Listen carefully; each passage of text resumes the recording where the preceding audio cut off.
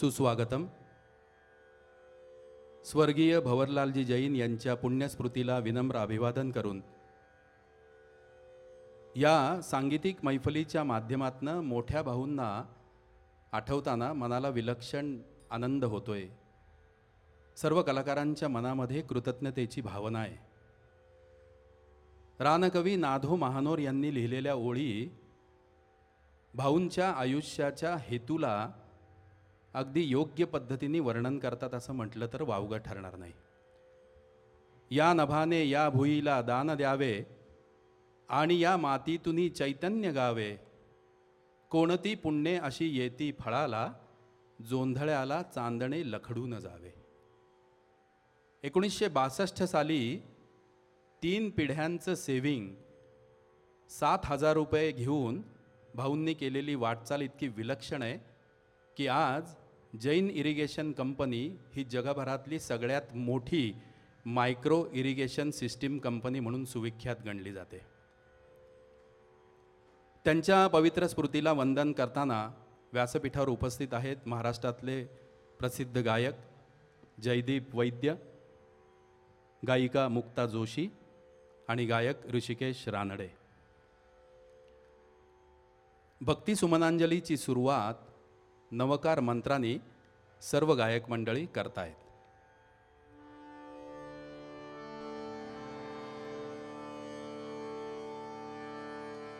ओम नमो हरिहंता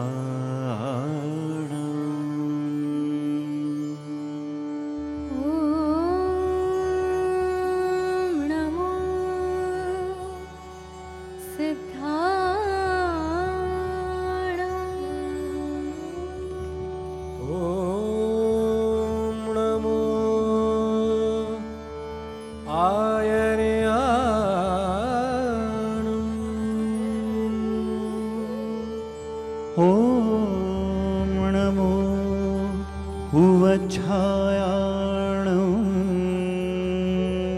ओम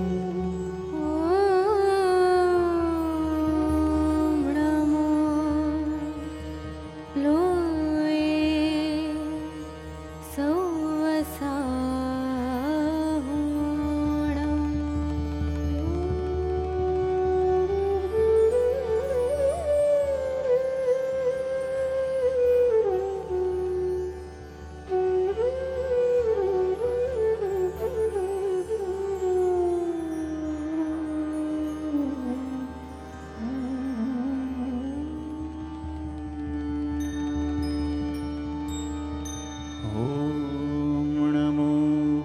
हरिहंता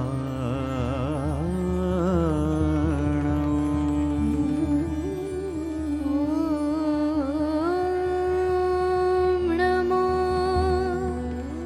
सिद्धाणं ओम नमो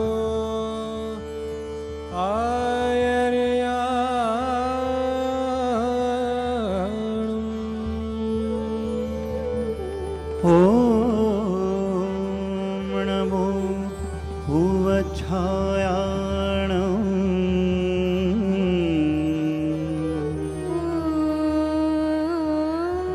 ओम नमो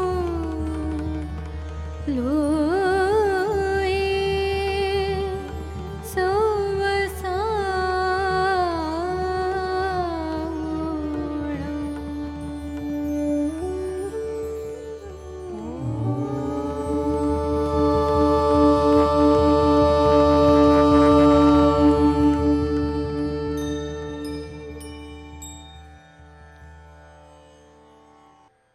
स्वर्गीय भवरलाल जैन यांचं जगण्याचं एक तत्वज्ञान होतं. Live this world better than you found it. म्हणजे तुम्ही जन्माला येताना तुमच्याकडे काय आहे, तुम्हाला परमेश्वरांनी काय दिलेलं आहे याच्यापेक्षा सुद्धा तुम्ही हा देह ठेवून जाताना माघारी काहीतरी सुंदर छान मानव जातीला ललामभूत वाटेल असं काहीतरी सोडून द्यायला पाहिजे. द्रष्टेपणा, स्वप्न सत्यात उतरवण्याची आसोशी आणि ती कृतीत आणण्यासाठी अविश्रांत घेतलेली मेहनत हेच मोठ्या भाऊंच्या जीवनाचं ब्रीद राहिलेलं आहे. खऱ्या अर्थाने आयुष्यामध्ये राम आणण्यासाठी धडपड करणाऱ्या काही मोजक्या व्यक्ती आजूबाजूला आढळतात. त्यातले एक मोठे भाऊ होते. प्रभू रामचंद्र तर आपल्या संस्कृतीचं फार महत्त्वाचं अंग आहे आणि हा राम आपल्याला वेगवेगळ्या रूपामध्ये भेटत राहिला. बालवयामध्ये चंद्रासाठी हट्ट धरणारा राम, विश्वामित्र ऋषींचा यज्ञ सफल करण्यासाठी राक्षसांना वधणारा राम, शिवधनुष्याला प्रत्यंच्या लावून सीतेला स्वयंवरात जिंकणारा राम, पित्याच्या वचनपूर्तीसाठी वनवास पत्करणारा राम, सुग्रीवाचा मैत्र राम, हनुमंताचा स्वामी राम, बिभीषणाचा उद्धार करणारा राम आणि गर्वोन्नत रावणाला रणांगणामध्ये साक्षात वधणारा रणमर्द राम. तो आपल्या आयुष्यामध्ये इतका भरून राहिला आहे की आजही दोन माणसं एकमेकांना भेटल्यानंतर रामराम करतात. आयुष्य जगतो आपण, आपला देह ज्या अन्नावर पोसला जातो त्या अन्नाला चव येते मिठानी, त्याला रामरस असं म्हटलं जातं. एखाद्याचं आयुष्य व्यर्थ गेलं तर त्याच्या आयुष्यात राम नव्हता असं म्हटलं जातं. इतकंच काय, पण जन्माला आलेल्या माणसाने देह ठेवल्यानंतर त्याची शेवटची यात्रासुद्धा श्रीराम जयराम जय जय राम या मंत्रांनीच होते. हिंदीतले फार प्रख्यात कवी आहेत मैथिली शरण गुप्ता, त्यांनी सुंदर शब्दात वर्णन केलं आहे. त्यांनी म्हटलंय, राम तुम्हारा चरित स्वयं एक काव्य है, राम तुम्हारा चरित स्वयं एक काव्य है, कोई कवी बन जाए सहज संभाव्य है. त्या प्रभुरामचंद्राच्या गुणांचं, त्याच्या चारित्र्याचं अतिशय अप्रतिम वर्णन केलेलं आहे हिंदुस्थानातले प्रतिभावंत कवी पंडित नरेंद्र शर्मा यांनी. त्याला तितकीच सुंदर चाल लावली श्रीनिवास खळे यांनी आणि ते गाऊन अजरामर केलेलं आहे भारतरत्न पंडित भीमसेन जोशी आणि भारतरत्न लतादीदी मंगेशकर यांनी. या मैफलीचं काय सुंदर योग आहे रसिक हो. स्वरभास्कर पंडित भीमसेन जोशी यांच्या जन्मशताब्दीचं वर्ष आहे. त्याची सुरुवात या फेब्रुवारी महिन्यातच झालेली आहे आणि त्याच फेब्रुवारी महिन्यामध्ये 25 तारखेला भाऊंचा स्मृतिदिनसुद्धा आपण असा सुरांच्या मैफलीतनं साजरा करतो आहे. मैफलीमध्ये यानंतर पंडित नरेंद्र शर्मा यांनी लिहिलेली रचना सादर करतायत जयदीप वैद्य.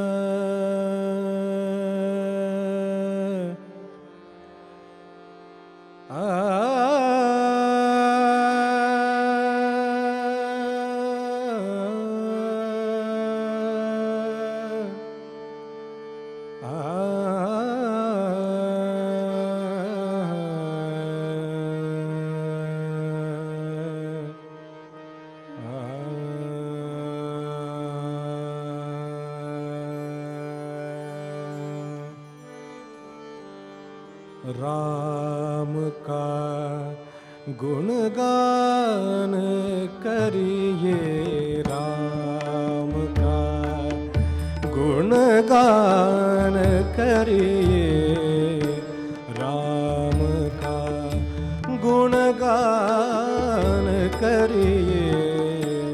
राम प्रभु की भद्रता का, सभ्यता का ध्यान धरिए, ध्यान धरिए.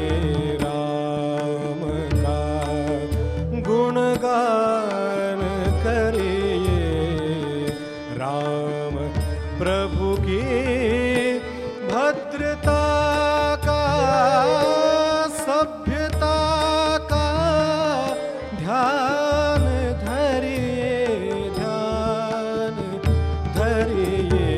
राम का गुणगान करिए.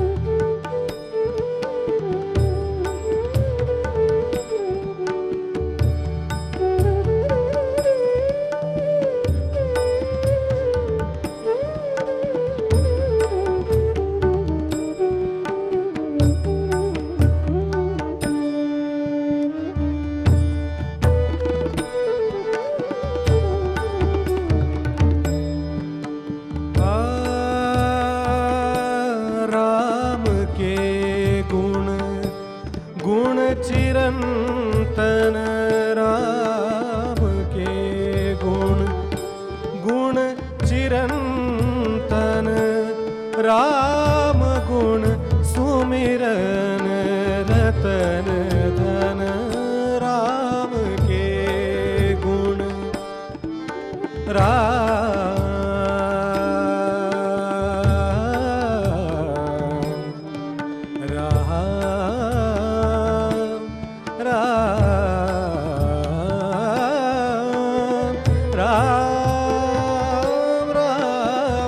के गुण चिरंतन राम गुण सुमिरन रतन धन मनुजता को कर विभूषित मनुजता को कर विभूषित मनुज को धनवान करिए ध्यान धरिए राम का गुणगान करिए।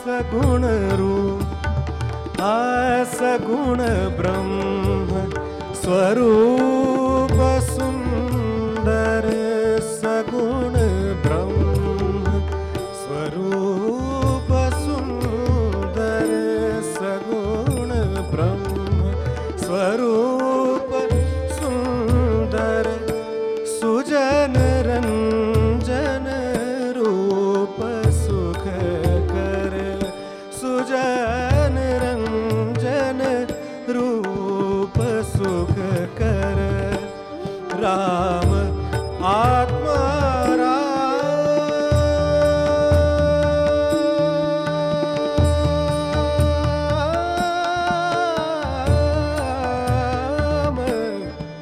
राम आत्मा राम आत्मा राम का सम्मान करिए ध्यान धरिए राम का गुणगान करिए राम प्रभु की भद्रता का सभ्यता का ध्यान धरिए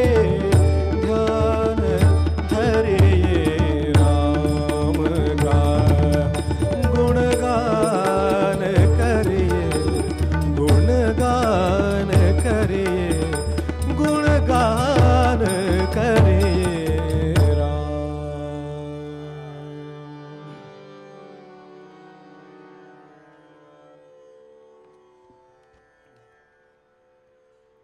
भारतवर्षाला संतांची खूप उज्ज्वल परंपरा लाभलेली आहे. मधुरा भक्ती करणारे दोन संत आपल्याला माहिती आहेत प्रामुख्याने. एक महाराष्ट्रातले आपले ज्ञानेश्वर माऊली आणि दुसऱ्या मीराबाई राठोड, संत मीराबाई. मीराबाईंचं वर्णन करताना असं म्हटलेलं आहे, मीरा एक झील है प्रेम की, मानसरोवर भी इतना पवित्र नहीं होगा. मीरेला ऐकायचं असेल, मीरेला समजून घ्यायचं असेल तर असं म्हटलंय, मीरा को तर्क और बुद्धि से मत सुनना, मीरा का कुछ तर्क और बुद्धि से लेना देना नहीं है. मीरा को भाव से सुनना, मीरा को भक्ति से सुनना, श्रद्धा की आंखों से देखना. हटा दो तर्क इत्यादि को, किनारे सरका कर रख दो. ये पागलों की दुनिया है, प्रेमियों की दुनिया है. तो ही आप समझ पाओगे, वरना चूक जाओगे. काय त्या मीराबाईंची समर्पणाची भावना असेल. असं म्हणतात की गोकुळामधल्या कृष्णांच्या ज्या गोपी होत्या त्यातली जी ललिता होती तिचा पुनर्जन्म झाला ती म्हणजे मीराबाई. मीराबाईंची फार अप्रतिम रचना आहे आणि हिंदुस्थानातल्या रसिकांवरती प्रतिभावंतांचं खूप मोठं ऋण आहे. त्यातले एक फार मोठं नाव म्हणजे पंडित हृदयनाथ मंगेशकर, की ज्यांनी मीराबाईंच्या अप्रतिम रचना शोधून फार सुंदर चालीमध्ये बांधून आपल्यापर्यंत पोचवल्या आहेत. कारण त्यांच्याकडे गायला कृष्णाच्या मुरलीचा आवाज लाभलेली एक जिवंत मीराच होती, लता मंगेशकर नावाची. म्हणून त्या रचना अशा थेट काळजापर्यंत पोचतात रसिक हो. मुक्ता जोशी, आमच्या मुक्ताकडनं आपण मीराबाईंची रचना ऐकणार आहोत. फार सुंदर आहे. त्या रचनेचं आणि महाराष्ट्रातल्या एका संतांच्या रचनेचं साधर्म्य काय आहे त्याच्यावरती नंतर बोलीन कार्यक्रमाच्या ओघात. उडजा रे कागा ही ती रचना आहे.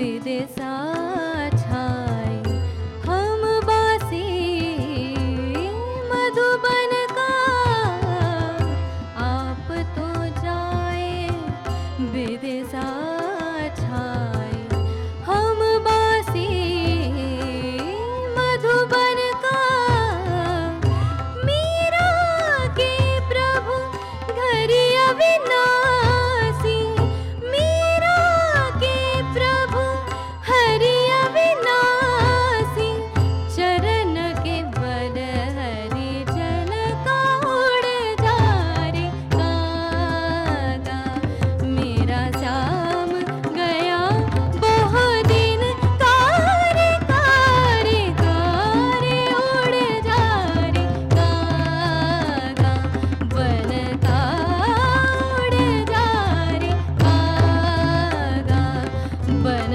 का उड़ जा रे कागा उड़ जा रे कागा उड़ जा रे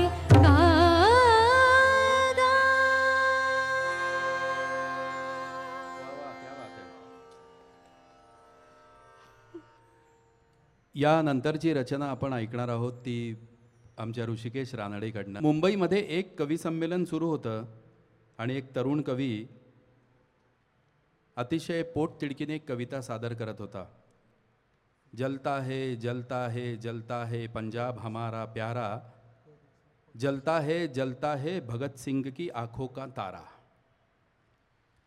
ती कविता सादर केल्यानंतर जो टाळ्यांचा प्रचंड कडकडाट झाला तो खूप वेळ विरलाच नाही.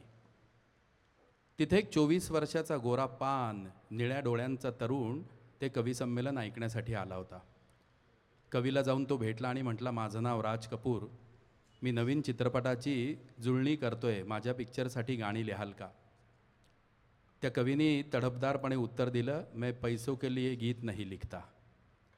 मग काही वर्षांनी त्या कवीचं लग्न झालं, थोडी ओढगस्ती सुरू झाली आणि त्याला आठवलं की आपल्याला त्यावेळी कवी संमेलनानंतर भेटलेल्या राज कपूरचे शब्द. राज कपूरला भेटायला तो कवी गेला आणि म्हटलं की मला जरा अडचण आहे, 500 रुपयांची गरज आहे, बोला काय काम करू तुमच्यासाठी. राज कपूर स्वतः मोठा कलावंत नव्हता फक्त, तर कलावंताचा अहंकार जाणणारा आणि जपणारा होता. म्हणून शैलेंद्रनी दिलेला नकारसुद्धा त्यांनी पचवला आणि पुन्हा शैलेंद्र साहेब जेव्हा राज कपूरकडे आले त्यावेळेला त्यांनी अतिशय आनंदाने, ठीक आहे हे 500 रुपये ठेवा, कामाचं नंतर बघू असं सांगितलं. खरं तर आपल्याला दिलेल्या नकाराची राज कपूरनी परतफेड केली असती तरी नियतीने त्याला दोष दिला नसता. पण हिंदुस्थानातले तमाम रसिक पुढची 50 वर्ष किती मोठ्या आनंदाला मुकले असते हे सुद्धा आपल्याला कळलं नसतं. इतक्या अप्रतिम रचना शैलेंद्र साहेबांनी लिहिलेल्या आहेत. हे गाणं जे आपण ऐकणार आहोत ते इतकं फिलॉसॉफीनी जगण्याच्या तत्त्वज्ञानाने ओतप्रोत भरलेलं आहे, तरीही शब्द खूप साधे आहेत. सीमा या चित्रपटामधलं गाणं आहे, आपण ऐकू. तू प्यार का सागर है, तेरी एक बूंद के प्यासे हम.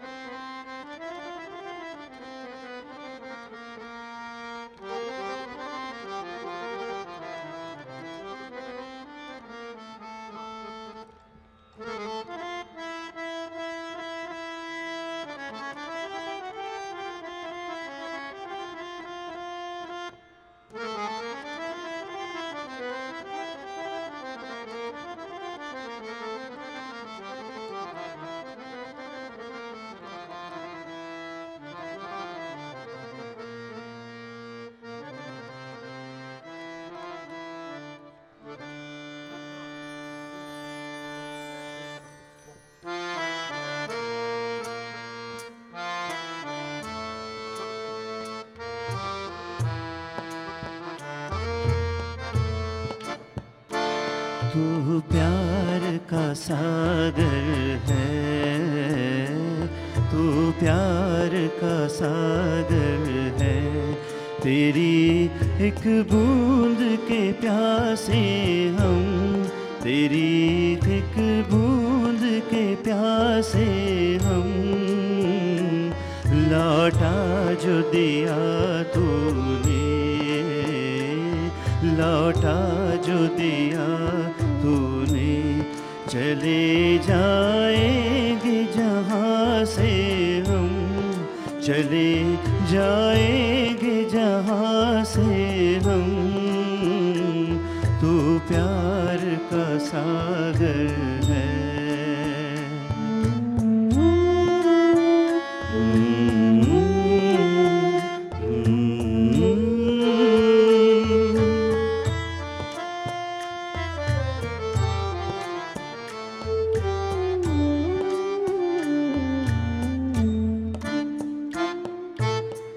घायल मन का पागल पंछी, उड़ने को बेकरार,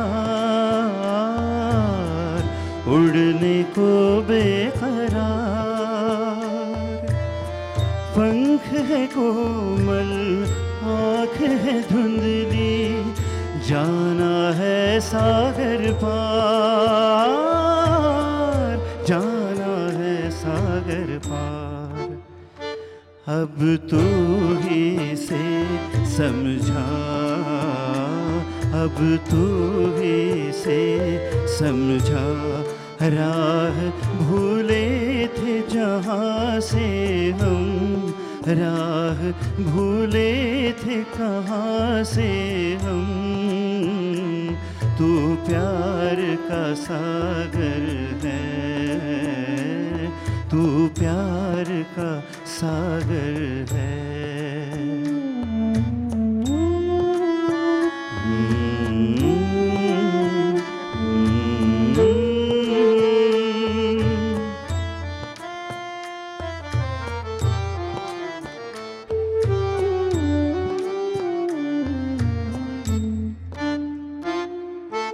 इधर झूम के गाए जिंदगी, उधर है मौत खड़ी, उधर है मौत खड़ी। कोई क्या जाने कहाँ है सीमा, उलझन आन पड़ी, उलझन आन पड़ी। कानों में जरा कह दे, कानों में जरा कह दे, कि आए कौन दिशा से हम, कि आए कौन दिशा से हम। तू प्यार का सागर है, तू प्यार का सागर है। तेरी एक बूंद के प्यासे हम, तू प्यार का सागर है, तू प्यार का सागर है। ऋषिकेशकडनं आत्ता जी रचना ऐकली ती ऐकत असताना भाऊंचा सगळा जीवनपट डोळ्यासमोरनं जात होता. जळगाव जवळच्या वाकोदसारख्या छोट्या गावात जन्म झालेला एक मुलगा उद्योजक बनायची स्वप्न बघतो. स्वतः तर समर्थ होतोच, पण हजारो कुटुंबियांचा आधार होतो. तू प्यार का सागर है, तेरी एक बूंद के प्यासे हम. मी मगाशी म्हटलं की त्यांची जगण्याची एक फिलॉसॉफी होती, द्रष्टेपणा होता, स्वप्न सत्यामध्ये उतरवण्यासाठीची आजन्म धडपड होती. कामाप्रती निष्ठा इतकी होती की त्यांच्या ऑफिसमध्ये चहा पिण्यासाठी सुद्धा वेळ घालवला जात नसे कधी. असे हजारो लाखो लोकांचा आधार बनलेले आणि फक्त जैन इरिगेशन कंपनीतले कर्मचारीच नाहीत, तर संपूर्ण महाराष्ट्रामधले जे कोण गरजू असतील, शेतकरी कुटुंब असतील, त्यांचा सातत्याने मोठ्या भाऊंनी विचार केला आणि म्हणूनच ठिबक सिंचनासारखी एक क्रांतिकारी पद्धत शेतीमध्ये आणली आणि अनेक लोकांच्या जीवनामध्ये आमूलाग्र बदल घडवला.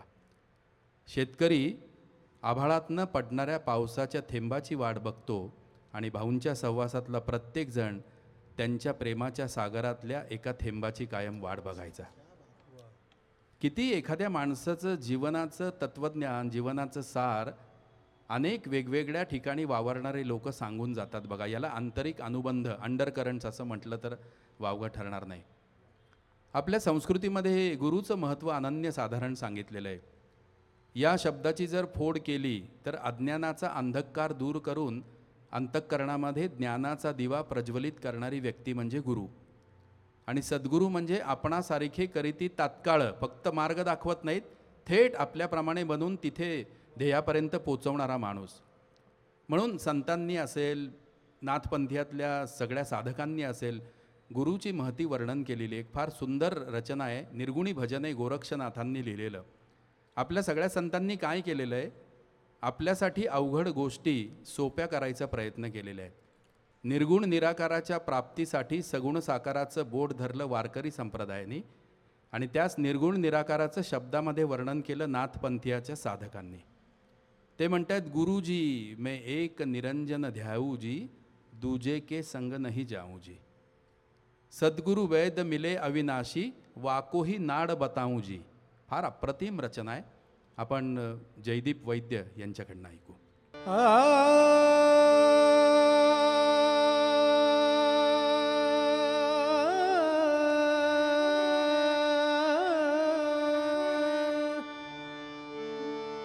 गुरुजी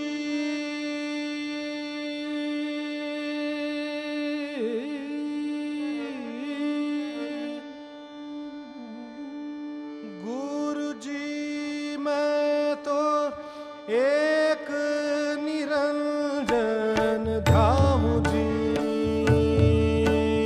ध्याऊं जी.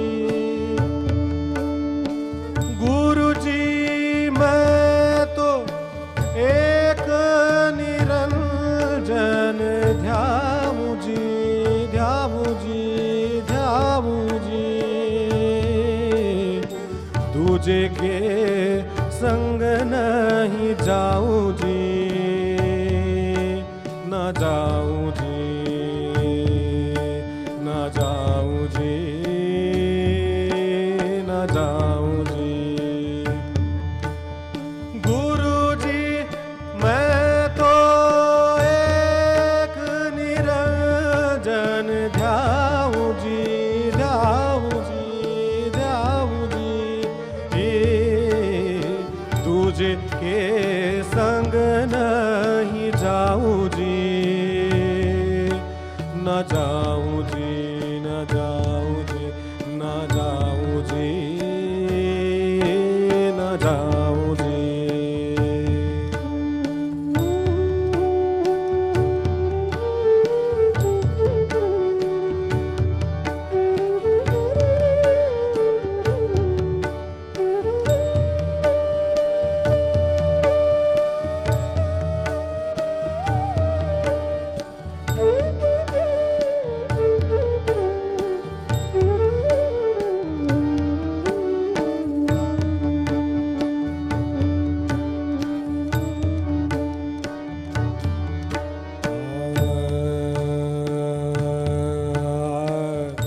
दुख न जानू जी दुख न जानू जी. दर्द न जानू जी मैं दुख न जानू जी. दुख न जानू जी दुख न जानू जी. दर्द न जानू जी मैं ना कोई वैद बुलाऊं जी. मैं ना कोई वैद बुलाऊं जी बुलाऊं जी. मैं ना कोई वैद बुलाऊं जी. सतगुरु वैद मिले अविनाशी.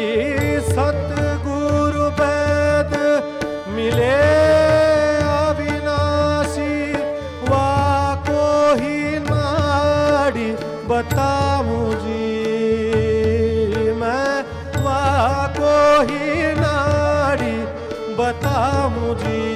बताऊं जी तुझे के संग नहीं जाऊं जी, न जाऊं जी, न जाऊं जी, न जाऊं जी, न जाऊं जी।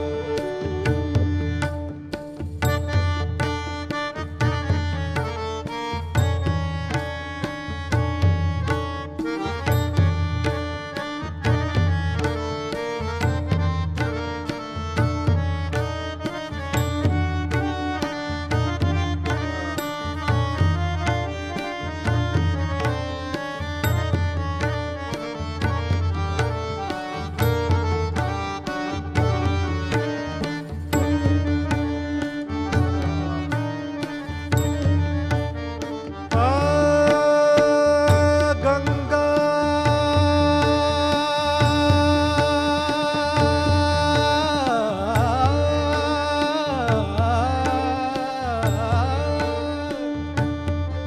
गंगा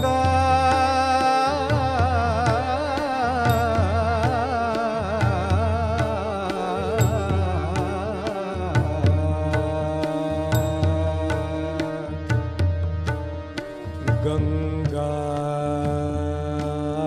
गंगा न जानू जी, जमुना न जानू जी मैं, गंगा न जानू जी, जमुना न जानू जी मैं, ना कोई तीरथ नहाऊं जी।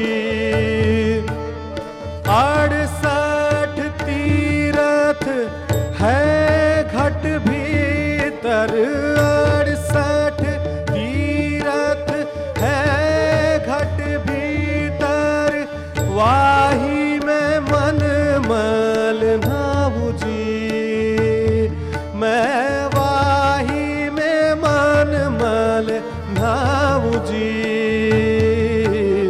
तुझे के संग नहीं जाऊं जी, न जाऊं जी, न जाऊं जी, न जाऊं जी, न जाऊं जी।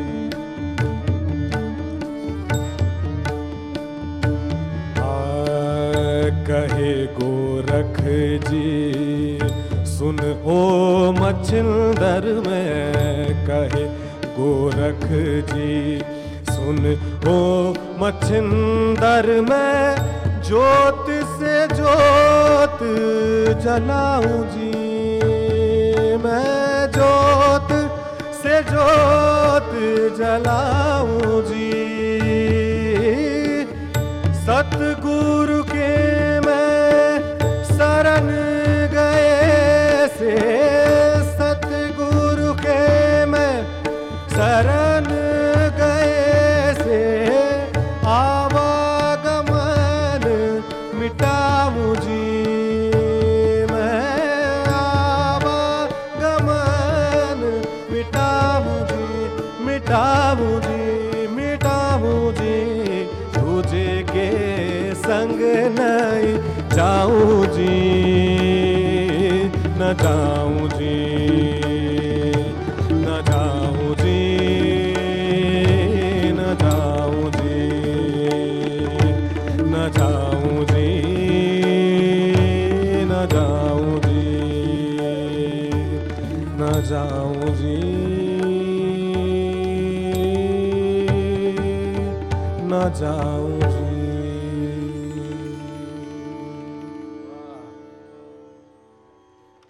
रसिको, यानंतरची रचना आपण मुक्ता जोशीकडनं ऐकणार आहोत. संत मीराबाईंनी लिहिलेली आणि हृदयनाथ मंगेशकरांनी संगीतबद्ध केलेली. जीवनामधल्या विसंगती टिपून साध्या सोप्या शब्दामधून मीराबाईंनी खूप मोठं तत्त्वज्ञान मांडलेलं या रचनेतनं. और नदीपन जल निर्मल किनी, समंदर करदिनी खारी, संतो करम की गती न्यारी.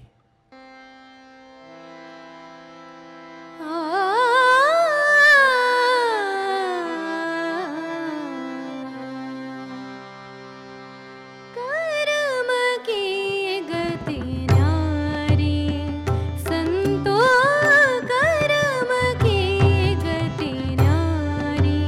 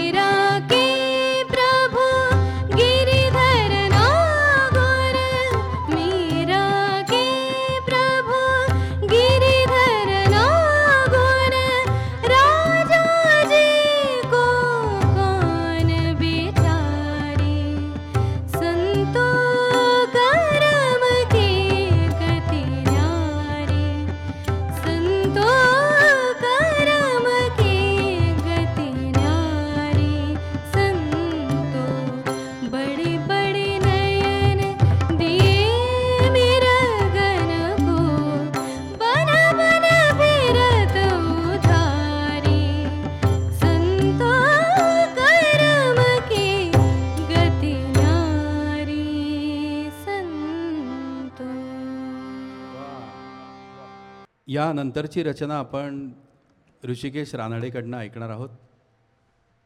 माणसाच्या मनाचा थांग कोणालाही लागला नाही. शास्त्रांनी खूप प्रगती केली. वपू काळ्यांचं फार सुंदर वाक्य आहे, शास्त्रज्ञांना H2O म्हणजे पाण्याचं पृथक्करण करता आलं, पण तहानेचं पृथक्करण नाही करता आलं. तसं माणसाच्या मनाचा वेध घेण्याचा अनेकांनी प्रयत्न केला आहे. ज्ञानेश्वर माऊलींनी लिहून ठेवलंय, मुरडुनिया मन उपजलासी चित्ते, कोठे तुझं रीती न दिसे रया, अरे अरे ज्ञाना झालासी पावन. जळगावच्याच आपल्या खानदेशातल्या बहिणाबाई चौधरींनी लिहिलं होतं, मन वढाय वढाय उभ्या पिकातलं ढोर, किती हाकला हाकला फिरूनी येतं पिकावर.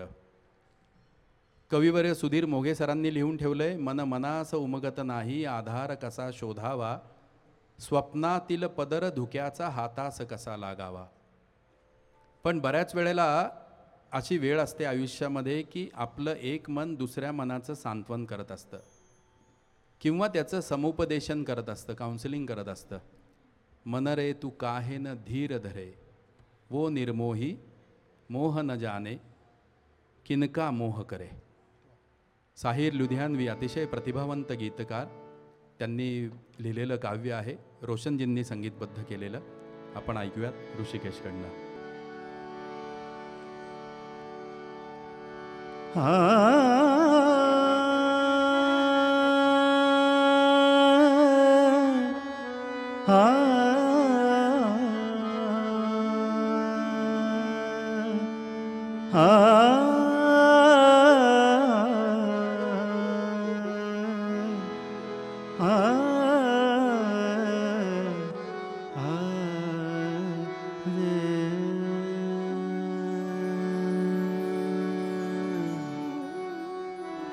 मन रे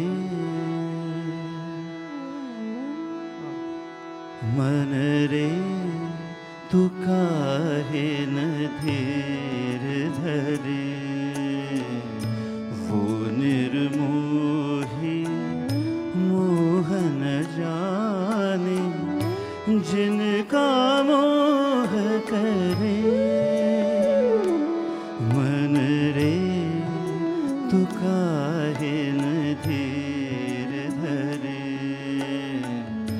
वो निर्मोही मोह न जाने, जिनका मोह करे. मन रे तू काहे न धीर धरे.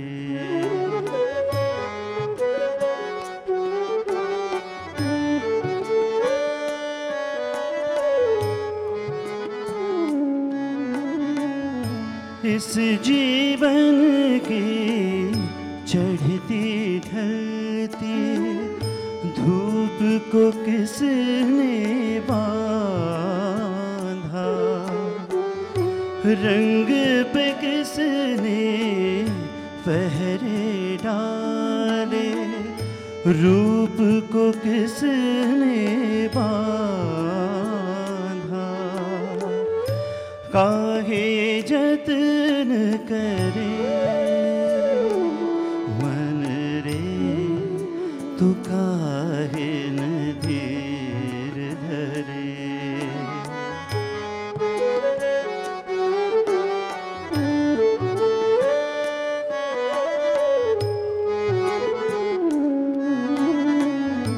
उतना ही उपकार समझ कोई, जितना साथ निभा दे.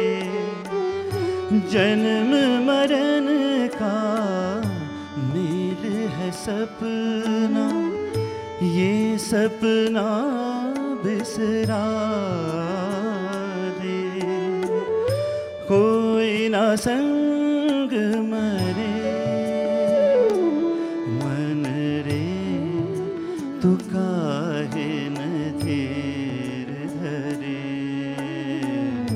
वो निर्मोही मोह न जाने, जिनका मोह करे. मन रे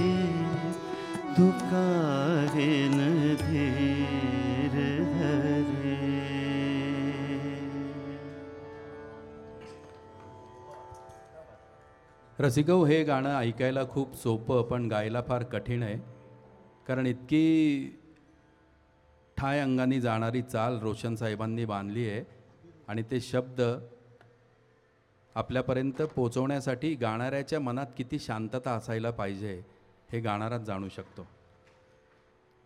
यानंतरची रचना आपण ऐकणार आहोत ती संत चोखामेळा यांनी लिहिलेली. चोखोबा पंढरपूरच्या विठ्ठलाचे परमभक्त, पण जातीने महार असल्यामुळे देवळाच्या आत प्रवेश करता येत नव्हता. जोहार मायबाप जोहार सारखी त्यांची रचना आपल्याला माहिती अजरामर आहे. किंवा आम्हा नकळे ज्ञान नकळे पुराण, वेदांचे वचन नकळे आम्हा, असं म्हटलंय चोखोबांनी. मंगळवेढ्याला एका तट बांधण्याच्या कामावरती चोखोबांना जुंपण्यात आलं अनेक मजुरांच्या बरोबर. विठ्ठल भेटीची ताटातूट, विरह, ते दुःख सगळं मनात होतं आणि एके दिवशी एक वाईट बातमी आली की त्या तटाची एक बाजू कोसळली, तयाखाली महार बहुचूर झाले.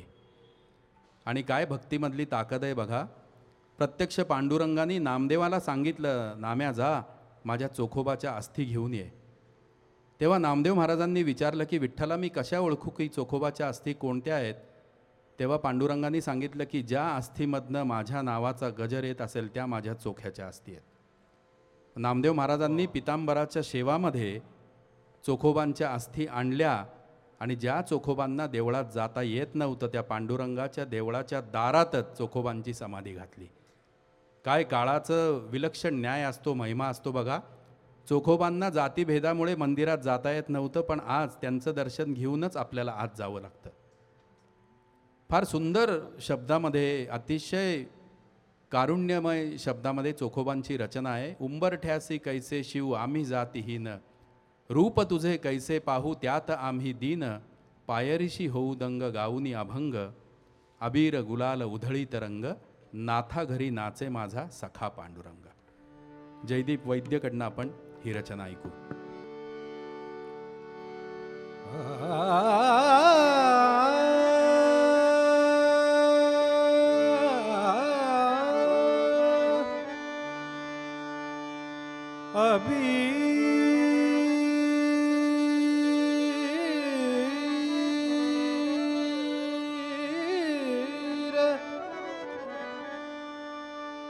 अबीर गुलाल उधळीत रंग, अबीर गुलाल उधळीत रंग, अबीर गुलाल उधळीत रंग, अबीर गुलाल उधळीत रंग, नाथा घरी नाचे माझा सखा पांडुरंग, नाथा घरी नाचे माझा सखा पांडुरंग, अबीर गुलाल उधळीत रंग, रंग रंग, अबीर गुलाल उधळीत रंग, नाथा घरी नाचे माझा सखा पांडुरंग, नाथा घरी नाचे माझा सखा पांडुरंग.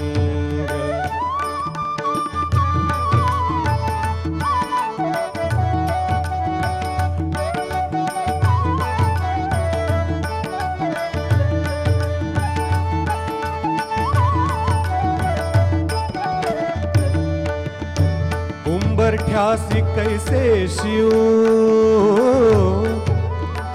उंबरठ्यासी कैसे शिव आम्ही जातीहीन, उंबरठ्यासी कैसे शिव,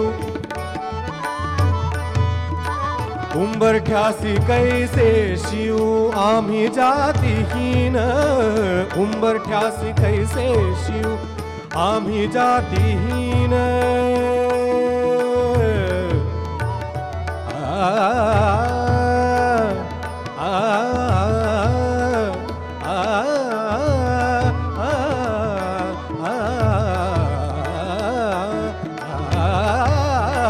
उंबरठ्यासी कैसे शिव आम्ही जातीहीन, उंबरठ्यासी कैसे शिव आम्ही जातीहीन, रूप तुझे कैसे पाहू, रूप तुझे कैसे पाहू, रूप तुझे कैसे पाहू, त्यात आम्ही लीन. रूप तुझे कैसे पाहू, त्यात आम्ही लीन. रूप तुझे कैसे पाहू, त्यात आम्ही लीन. पायरीसी हो दंग, पायरीसी हो दंग, पायरीसी हो दंग, गाऊनी अभंग. नाथा घरी नाचे माझा सखा पांडुरंग, नाथा घरी नाचे माझा सखा पांडुरंग. नाथा घरी नाचे माझा सखा पांडुरंग, नाथा घरी नाचे माझा.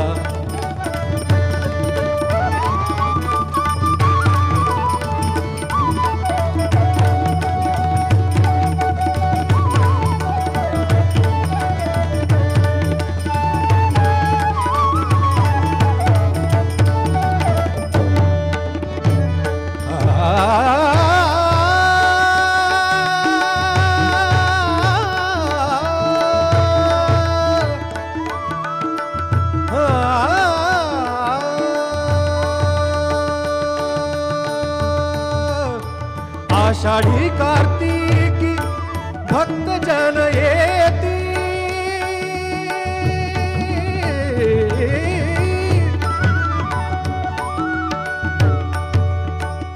विठ्ठला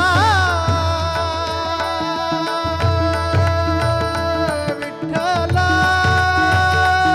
विठ्ठला विठ्ठला.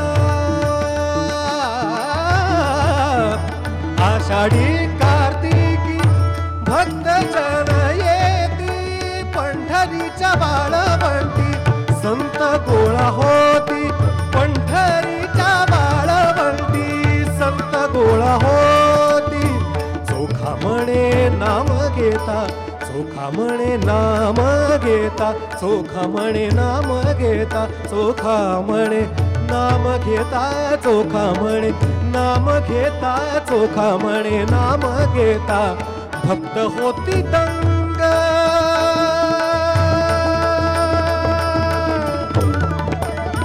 नाथा घरी नाचे माझा सखा पांडुरंग, नाथा घरी नाचे माझा सखा पांडुरंग. अबीर गुलाल, अबीर गुलाल, अबीर गुलाल. पांडुरंग पांडुरंग पांडुरंग पांडुरंग पांडुरंग पांडुरंग पांडुरंग पांडुरंग पांडुरंग पांडुरंग पांडुरंग पांडुरंग.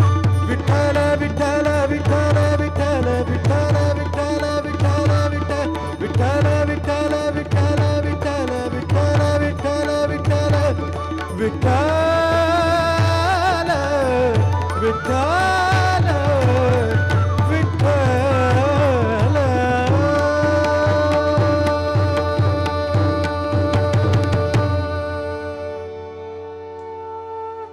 माणसाच्या आयुष्याचं अविभाज्य अंग म्हणजे प्रेम, आणि या प्रेमाच्या वेगवेगळ्या छटा आहेत. प्रतिभावंतांनी त्या सुंदर सुंदर शब्दामध्ये व्यक्त केल्या आहेत. महाकवी कुसुमाग्रज, कुसुमाग्रजांचं दर्शन घ्यायला एका लहान मुलीने त्यांच्या पायावरती जेव्हा डोकं ठेवलं, त्यावेळेला कुसुमाग्रजांनी एक सुंदर कविता लिहिली. मस्तक ठेवून गेलीस जेव्हा अगतिक माझ्या पायांवरती, मस्तक ठेवून गेलीस जेव्हा अगतिक माझ्या पायांवरती, या पायांना अदम्य इच्छा ओठ व्हायची झाली होती. म्हणजे तुझ्या मस्तकाचं अवघ्राण करून तुला आशीर्वाद द्यायची इच्छा होती, असं कुसुमाग्रज म्हणतायत. त्यांनी प्रेमाची आणखीन विशाल संकल्पना मांडताना पृथ्वीचे प्रेमगीत नावाची कविता लिहिली, आणि त्याच्यामध्ये शेवटच्या 2 अंतऱ्यामध्ये पृथ्वीला सूर्याबद्दल काय वाटतं ते इतकं अप्रतिम वर्णन केलंय. नको क्षुद्र शृंगार तो दुर्बळांचा, तुझी दूरता त्याहुनी साहवे, गमे की तुझ्या रुद्र रूपात जावे, मिळोनी गळा घालूनी या गळा तुझ्या लाल ओठातली आग प्यावी मिठीने तुझ्या तीव्र भाव्या कळा. पण हे मिलन काही शक्य नाहीये, म्हणून पृथ्वी काय म्हणते की सूर्या, तुझं प्रेम स्वीकारण्यासाठी या धुळीचाच मला आधार घ्यावा लागतोय. अमर्याद मित्रा तुझी थोरवी अन मला ज्ञात मी एक धुलीकण. अलंकारण्याला परिपाय तुझे धुळीचेच आहे मला भूषण. या सूर्याचं, या गगनमंडलाचं वर्णन अनेकांनी केले सुंदर सुंदर शब्दामध्ये. कविवर्य वसंत बापटांनी इतके अप्रतिम शब्द योजलेले आहेत आणि त्याला हृदयनाथ मंगेशकरांचीच फार बहारदार चाल आहे. आपण मुक्ताकडनं हे गाणं ऐकू. गगन सदन तेजोमय तिमिर हरुनी करुणाकर दे प्रकाश देई अभय.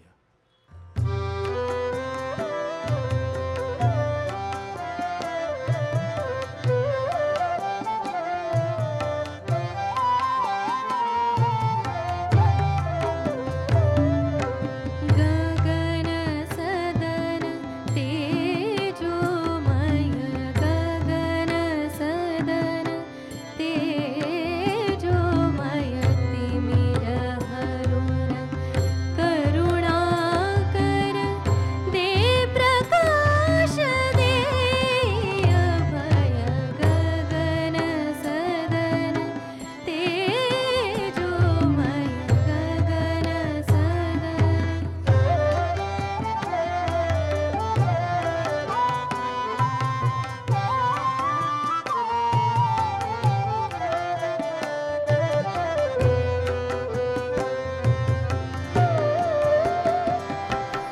छाया तव माया तव हेच परम पुण्यधाम. छाया तव माया तव हेच परम पुण्यधाम. वाऱ्यातून ताऱ्यातून वाचले तुझेच नाम. जगजीवन जनन मरण जगजीवन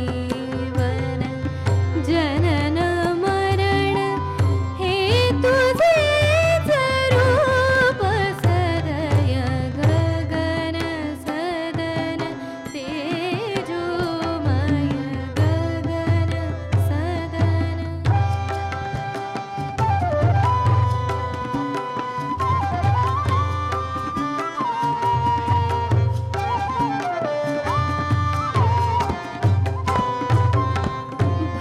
भवमोचन हे लोचन तुझसाठी दोन दिवे. भवमोचन हे लोचन तुझसाठी दोन दिवे. कंठातील स्वर मंजुळ भाव मधुर गीत नवे. सकल शरण मनमोहन सकल शरण मनमोहन. सृजन तूच तूच विलय. गगन सदन तेजोमय गगन सदन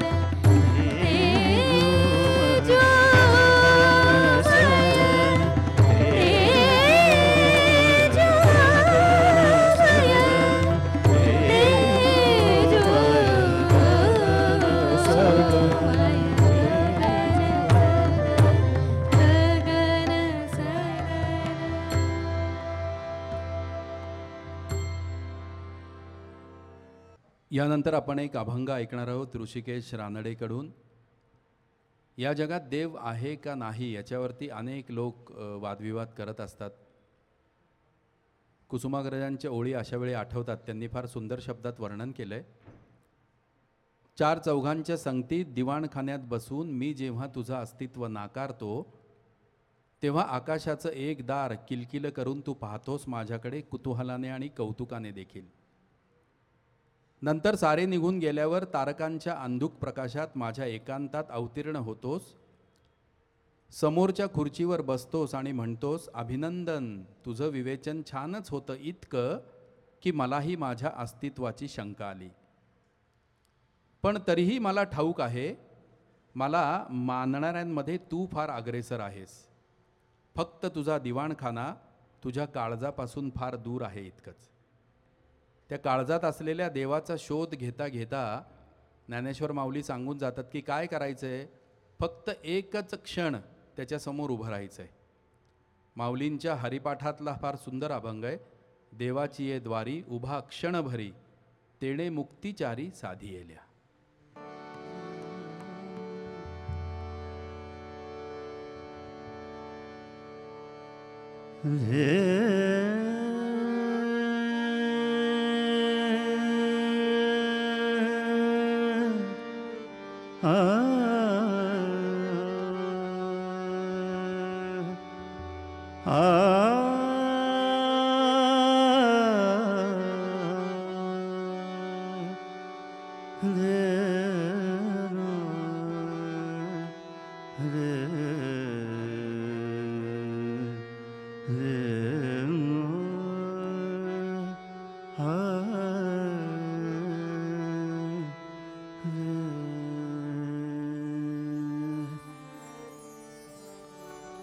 देवाची द्वारी उभा क्षणभरी, देवाची द्वारी उभा क्षणभरी, देवाची द्वारी उभा क्षणभरी, तेणे मुक्तिचारी साधिला, तेणे मुक्तिचारी साधिला, साधिला, देवाची द्वारी उभा क्षणभरी, देवाची द्वारी उभा क्षणभरी.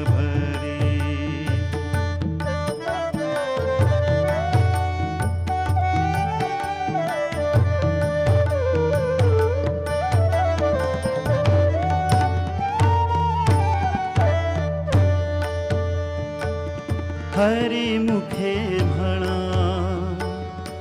हरिमुखे म्हणा,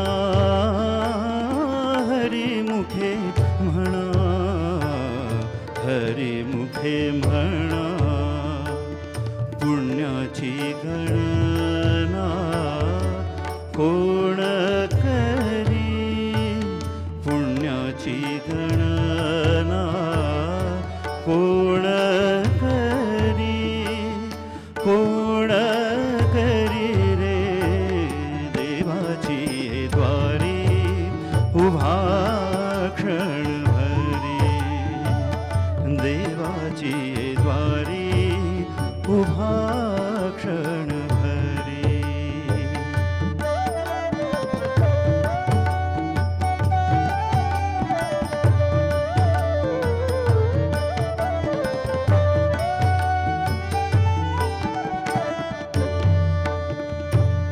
ज्ञानदेव म्हणे व्यासाची ये खुणे, ज्ञानदेव म्हणे आ आ आ,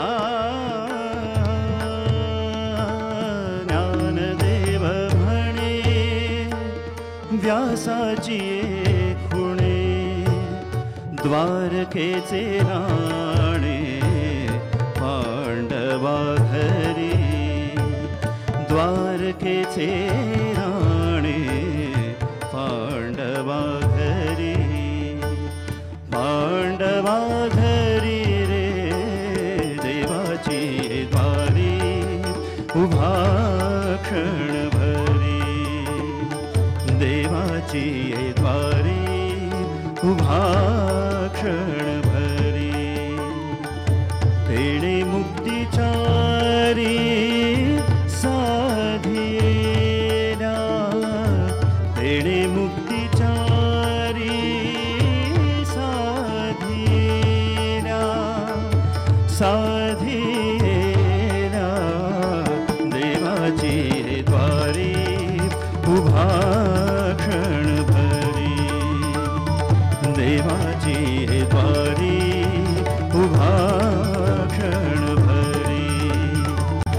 देवाची ये द्वारी उभा क्षणभरी.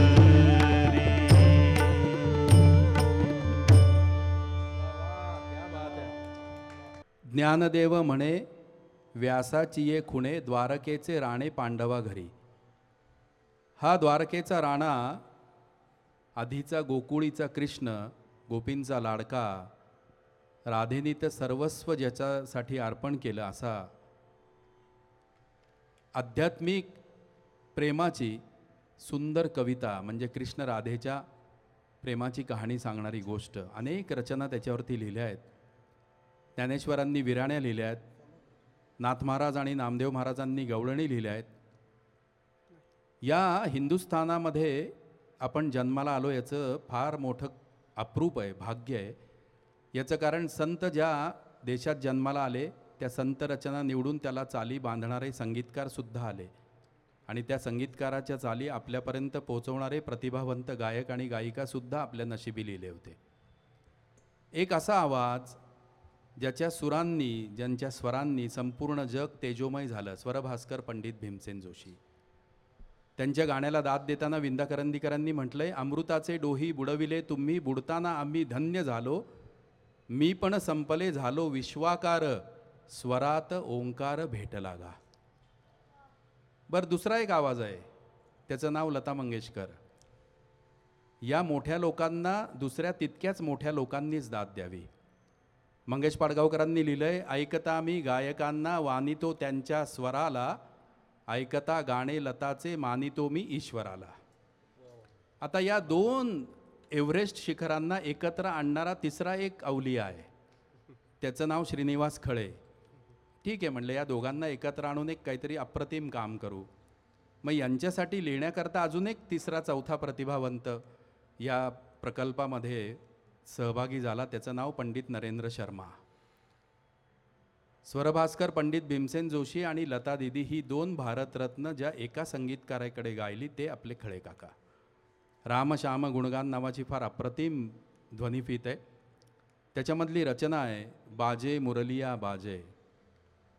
आता या मैफलीची अनेक वैशिष्ट्ये आहेत. त्यातलं एक वैशिष्ट्य असं आहे की इथं एक अप्रतिम बासरीवादक, आपल्या सगळ्यांचा लाडका कलावंत जो सारेगमच्या माध्यमातून आपला फॅमिली मेंबर झालेला आहे, त्याला मी फरमाईश करणार आहे की ही रचना अमर तू आमच्यासाठी सादर कर.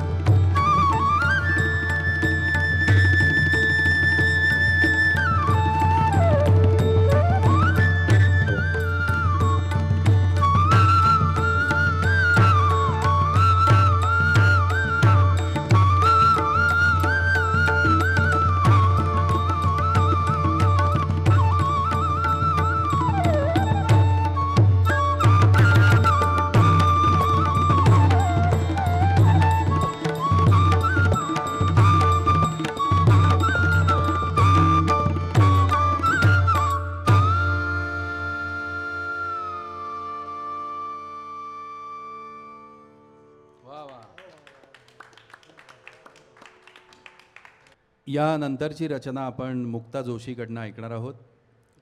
संत ज्ञानेश्वरांनी लिहिलेली रचना आहे. चांगदेव 65 ही भावार्थ दीपिका याच्या व्यतिरिक्त माऊलींनी हजारहून जास्त स्फुटरचना केलेल्या आहेत, विराण्या लिहिलेल्या आहेत. विराणी म्हणजे काय तर प्रियकराच्या प्राप्तीसाठी विरहानी तडफडणाऱ्या स्त्री मनातनं अभिव्यक्त झालेली कविता. श्रीकृष्णाला विठ्ठलाला प्रियकर मानलंय आणि स्वतः प्रेयसी झालेले आहेत ज्ञानेश्वर माऊली. आणि या विराण्या निवडून हृदयनाथजींनी फार अप्रतिम चालीमध्ये बांधून आपल्यापर्यंत पोहोचवलेल्या आहेत. त्याच्यातली एक फार सुंदर रचना आहे. माऊलींनी लिहिलंय, विश्वाचे आर्त माझ्या मनी प्रकाशले, अवघेची झाले देह ब्रह्म. या रचनेबद्दल बोलण्यापेक्षा ही अनुभवण्याचीच गोष्ट आहे. त्यामुळे आपण मुक्ताकडनं ऐकू आणि त्याची अनुभूती घेऊ.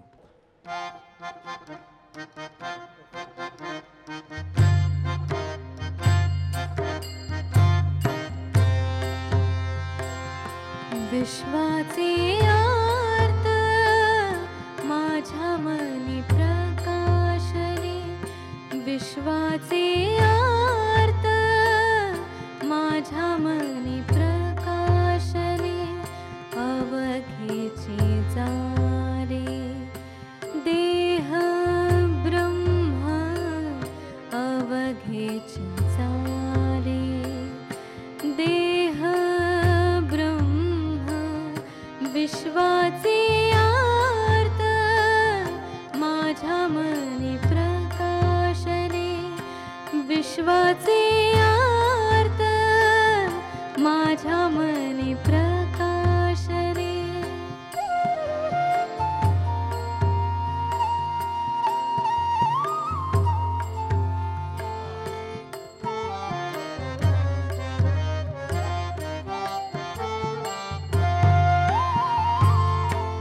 आवडीचे वालभ माझे मी कोंदाटले, आवडीचे वालभ माझे मी कोंदाटले, नवल देखिले नभाकार गे माये, गे माये.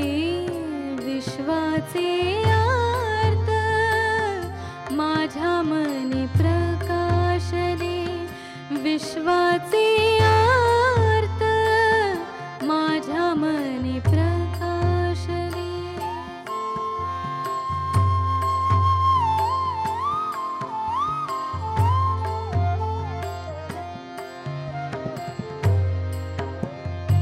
बाप रखुमा देवीवरून सहज निटू झाला, बाप रखुमा देवीवरून सहज निटू झाला, हृदयी नटावला ब्रह्माकारे, ब्रह्माकारे. विश्वाचे आर्त माझ्या मनी प्रकाशने, विश्वाचे आर्त माझ्या मनी प्रकाशने, अवघेची झाले देह ब्रह्म, अवघेची झाले देह ब्रह्म. विश्वाचे आर्त माझ्या मनी प्रकाशने. ऋषिकेश रानडेकडून आपण यानंतर 2 रचनांची शृंखला ऐकणार आहोत. त्यातली पहिली रचना संत नामदेव महाराजांनी लिहिलेली आहे, विठ्ठल आवडी प्रेम भाव. आणि त्याला जोडून गदी माडगुळकरांनी लिहिलेली रचना कानडा राजा पंढरीचा.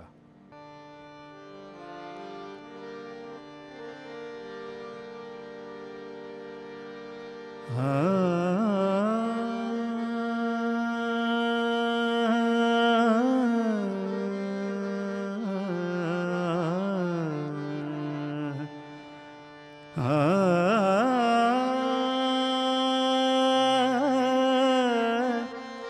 आ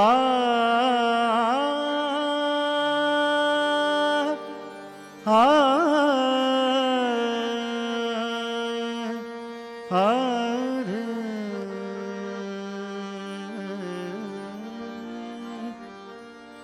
विठ्ठल आवडी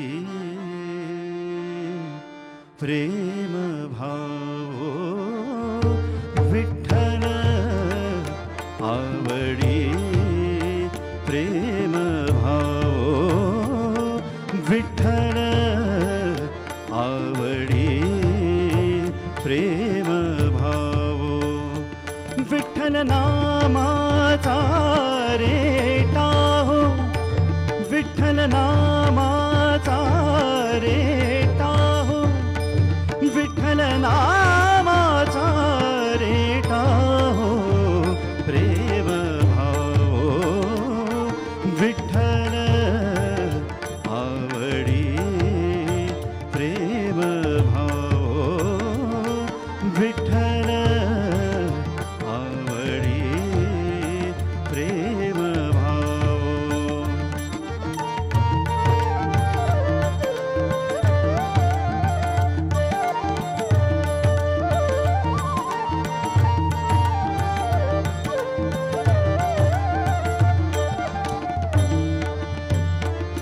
तुटला हा संदेहो तुटला हा संदेहो भवमूळ व्याधेचा भवमूळ व्याधेचा विठ्ठल नामाचा रेटा हो विठ्ठल नामाचा रेटा हो विठ्ठल नामाचा रेटा हो प्रेम भावो विठ्ठल आवडी प्रेम भावो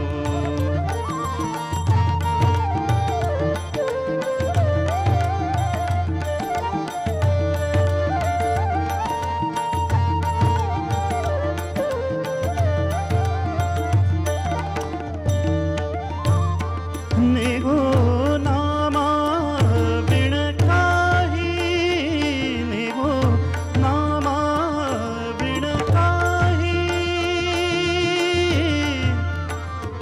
निगो नामा बिन काही विठ्ठल कृष्ण लवलाही नामा म्हणे तरलो पाही विठ्ठल कृष्ण लवलाही नामा म्हणे तरलो पाही आ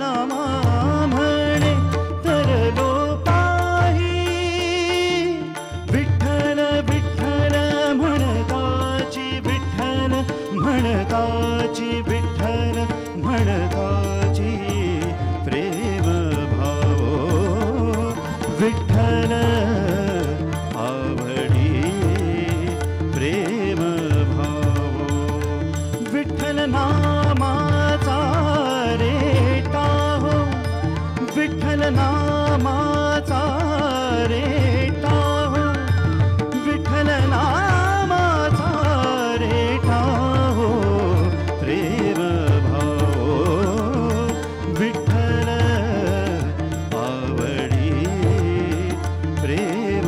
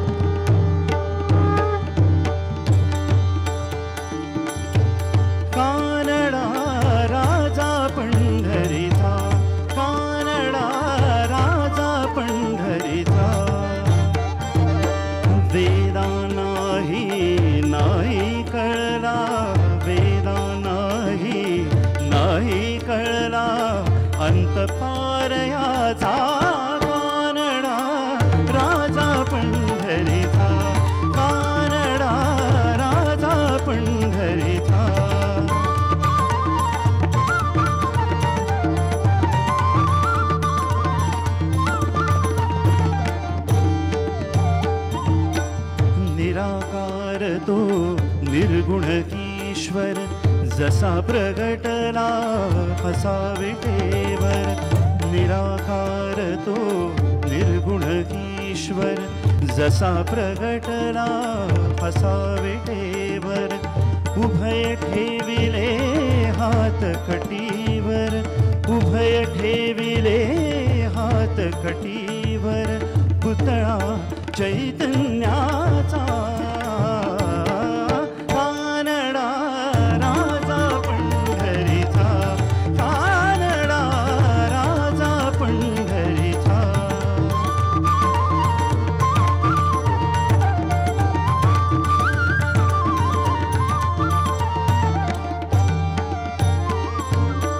हा नाम्याची खीर चाखतो, चोखोबांची गुरे राखतो.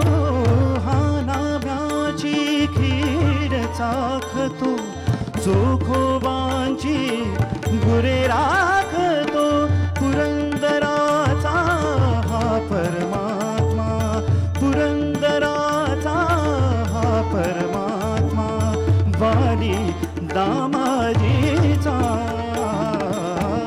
कानडा राजा पंढरीचा, कानडा राजा पंढरीचा.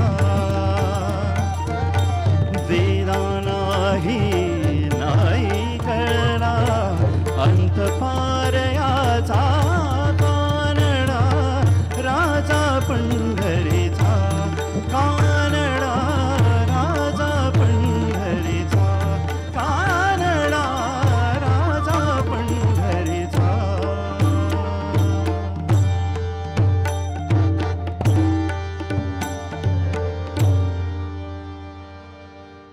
संतांनी वेगवेगळ्या प्रकारच्या रचना केल्या. समाजाला विषय कळावा, नुसता कळून उपयोग नाही, मनात ठसावा सुद्धा म्हणून भारुडासारख्या रचना केल्या, रूपकं घेतली. ज्ञानेश्वर माऊलींनी फार त्यांची 2 सुंदर रूपकं आहेत. एक आहे घोंगडीचं, कान्होबा तुझी घोंगडी चांगली, आम्हासी का दिली वांगिली. आणि दुसरं रूपक त्यांनी भक्ताच्या चंचल मनाचं वर्णन करणारं घेतलं आहे, भ्रमराचं. ऋणू झुणू रे भ्रमरा, सांडी तू अवगुणू रे भ्रमरा म्हणतात. हा भ्रमर रसिकतेसाठी प्रसिद्ध असणारा, सुगंधाचा सांगावा ज्या फुलाकडून त्याच्यापर्यंत येतो, त्याच्याकडे आकृष्ट होतो, त्या कमळाच्या पाकळ्यांवरती हळुवारपणे उतरतो. इतक्या हळुवार की प्रेमाने त्या पाकळ्यांना काही होणार नाही याची काळजी घेत घेत घेत अस्फुटपणे त्याचं चुंबन घेतो. आणि त्या मकरंदाचं प्राशन करण्यामध्ये इतका दंग होऊन जातो की त्याला कळत नाही सूर्य कधी मावळला आणि कमळाच्या कोमल कैदेत आपण कधी बंदिस्त झालो. ते वास्तविक त्यांनी जरा जरी हालचाल केली असती तरी कमळाच्या पाकळ्या फाटून निघाल्या असत्या आणि त्याची सुटका झाली असती. भ्रमर, भुंगा, अलर्क अशा नावाने ओळखला जाणारा, महारथी कर्णाची मांडी पोखरणारा, विशाल वटवृक्षाचे बुंधे पोखरण्याची क्षमता असणारा हा भ्रमर कमळाने त्याला दिलेल्या आनंदाशी इमान राखत मनात इमले उठवत राहतो. कधीतरी सूर्य उगवेल, अवलिंबे त्याचा प्रकाश जगभरात पसरेल, या कमळाच्या पाकळ्या पुन्हा उमलतील आणि माझी सुटका होईल. हा विचार करत असतानाच तिकडून एक मदांध हत्ती येतो आणि आपल्या सोंडेमध्ये ते कमळाचं फूल उपटतो आणि जमिनीवर जोरात आपटतो आणि पायदळी तुडवतो. हा असा विचित्र अंत टाळण्यासाठी माऊलींनी हे रूपक घेतलंय आणि सांगितलंय की चंचल मन नकोय, सांडी तू अवगुणू रे भ्रमरा, चरण कमळ दळू रे भ्रमरा, भोगी तू निश्चळू रे भ्रमरा. हे पंढरपूरच्या विठ्ठलाच्या चरणाशी लीन होऊन हा अनंत कालपर्यंतचा जो आनंद आहे तो भोगण्यासाठी या पांडुरंगाच्या चरणाशी तू लीन हो म्हणून. फार अप्रतिम रचना आहे. हृदयनाथजींचं संगीत आहे. मुक्ताकडनं आपण ऐकू.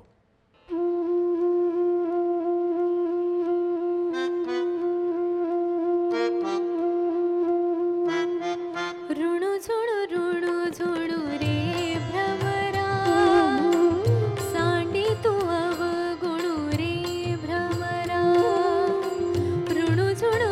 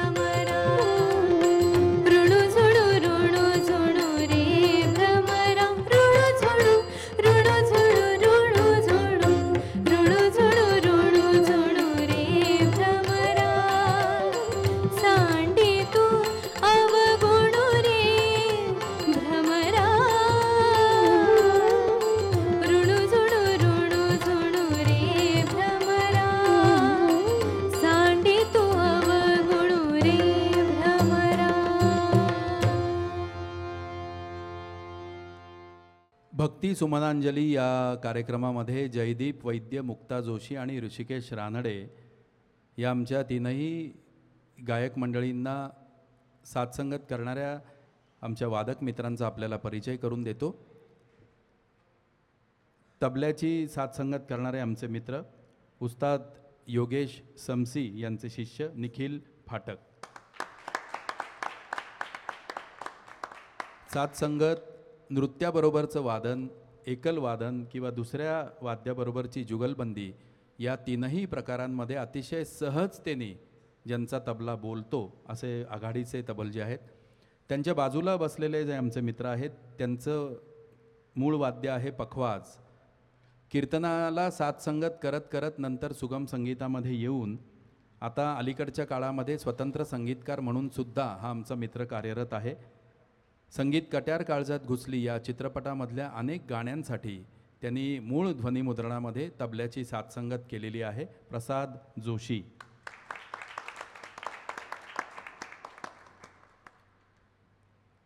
टाळ, चिपळ्या आणि विविध तालवाद्यांची साथसंगत करणारा आमचा मित्र, मी कायमच म्हणतो की गाण्याच्या वस्त्राला आपल्या तालवादनाने भरजरी किनार देणारे तालवादक आदित्य आपटे. या कार्यक्रमामध्ये संवादिनी हार्मोनियमची साथसंगत करणारा आमचा तरुण वादक मित्र आहे अनय गाडगीळ. आणि बासरी वादक अमर ओक. आणि निवेदन मी मिलिंद कुलकर्णी.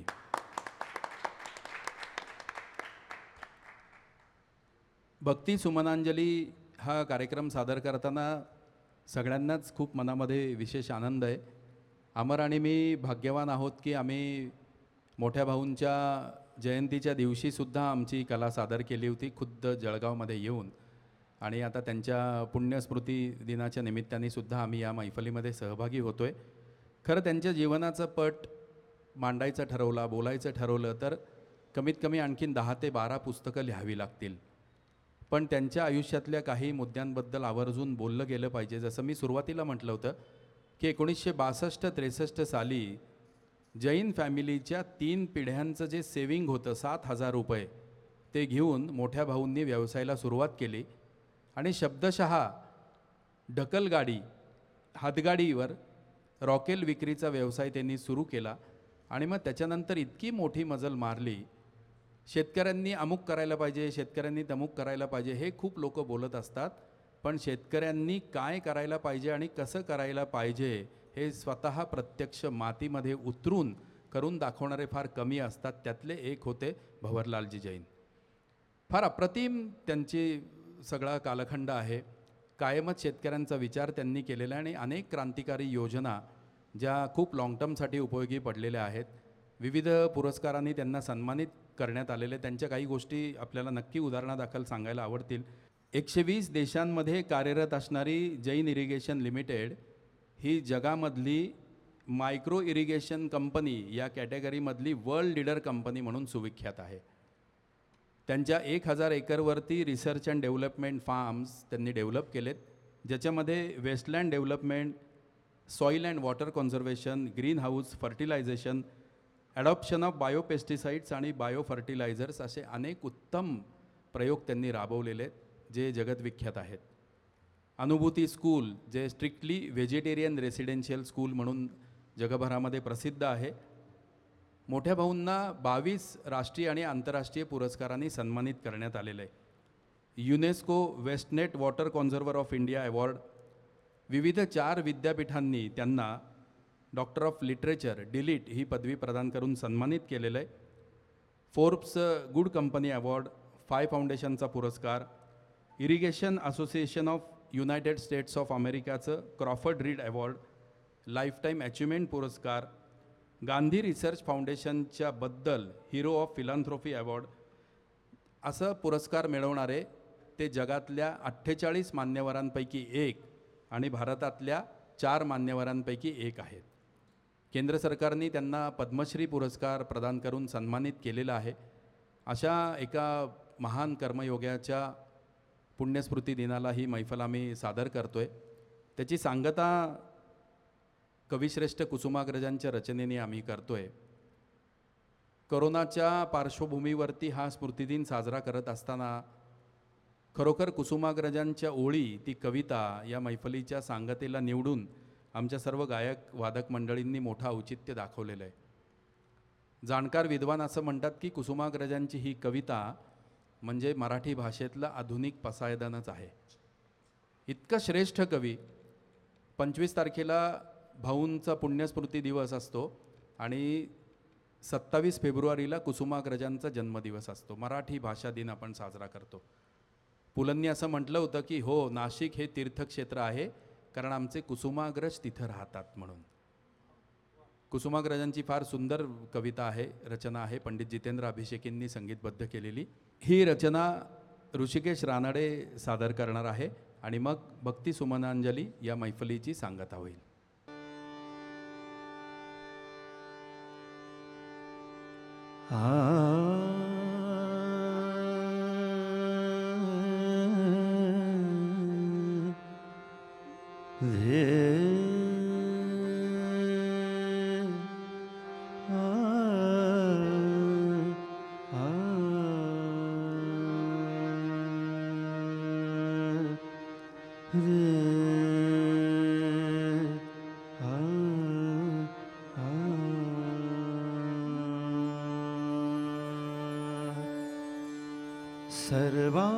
सर्वात्मका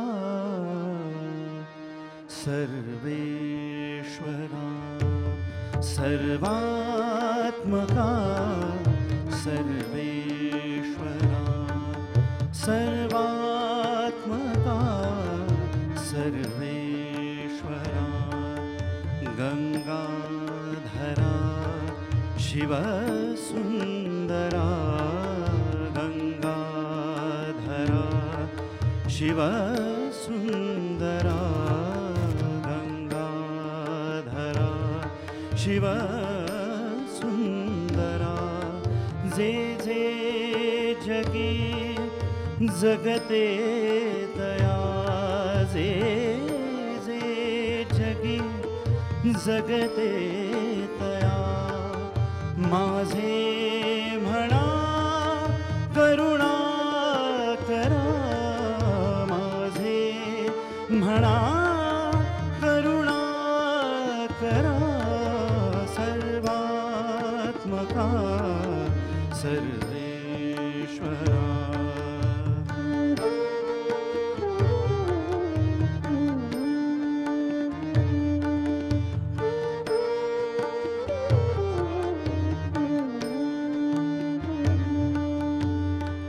आदित्यया तिमिरातभा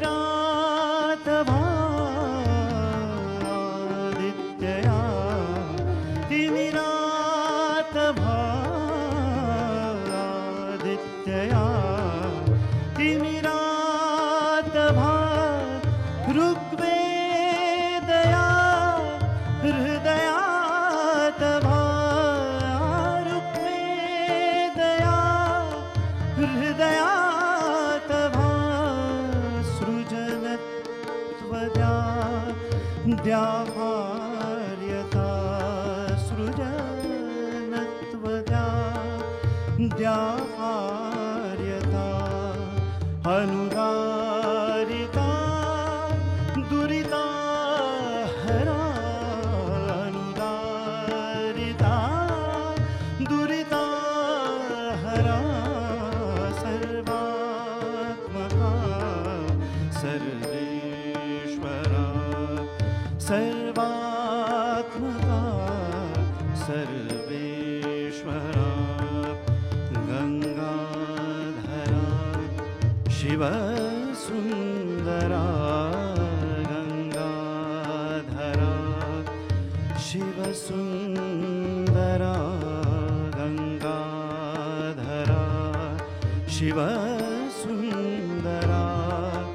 जे जे जगी जगते तया जे जे जगी जगते तया माझे म्हणा करुणा करा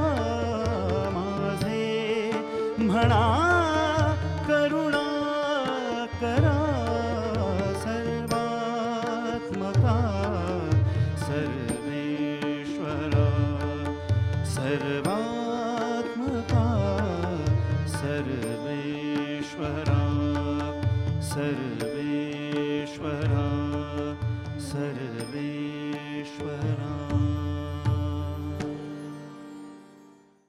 स्वर्गीय भवरलालजी जैन यांच्या पवित्र स्मृतीला आम्ही पुन्हा एकदा विनम्र अभिवादन करतो. अलीकडच्या काळामध्ये जेव्हा प्रत्येक गोष्ट माणूस गृहीत धरून वागत आहे त्यावेळेला तर प्रकर्षाने त्यांच्यासारख्या कर्मयोगाची आठवण येते.